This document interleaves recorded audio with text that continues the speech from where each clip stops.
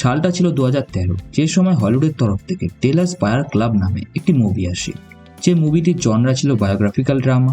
মুভির বাজেটও খুব কম ছিল, 5 মিলিয়নের আশেপাশে মুভিটির বাজেট ছিল, যেটা কি হলিউডের মুভির হিসাবে খুবই কম বাজেট।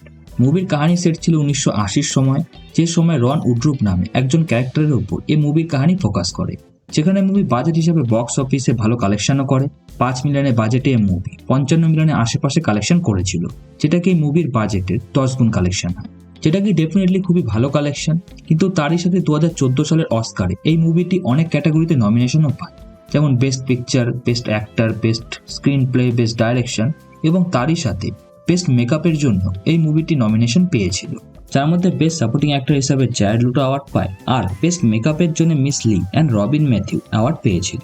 আর এইখানেই হচ্ছে মুভির সব থেকে বেশি ইন্টারেস্টিং ফ্যাক্ট, যেখানে এই মুভির বাজেট সব থেকে কম ছিল, এটা আমি আপনাদের আগেই বলেছি। তো ওই বাজেটের মধ্যে সমস্ত অ্যাক্টরদের স্যালারি এবং মুভির বাকি সব খরচা করার পরে মুভির মেকআপের জন্য ধার্য অ্যামাউন্ট খুবই কম ছিল, সেটা ছিল শুধুমাত্র $250। যে অ্যামাউন্টের মধ্যে এই মুভির মেকআপ আর্টিস্টরা পুরো মুভিটির মেকআপ কমপ্লিট করে, আর সেই মেকআপের জন্য এই মুভিটি অস্কারে নমিনেশন পায় এবং জেতেও, যেটিকে একটি বহুত বড় অ্যাচিভমেন্ট।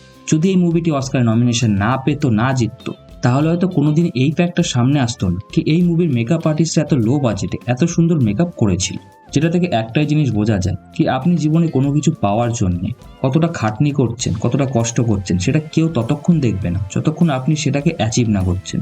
যখন আপনি কোনো বড় কিছু অ্যাচিভ করে নেবেন, তখন আপনার খাটনি কষ্টের সবাই এক্সাম্পল দেবে, না হলে কেউ কোনো কথা বলবে না।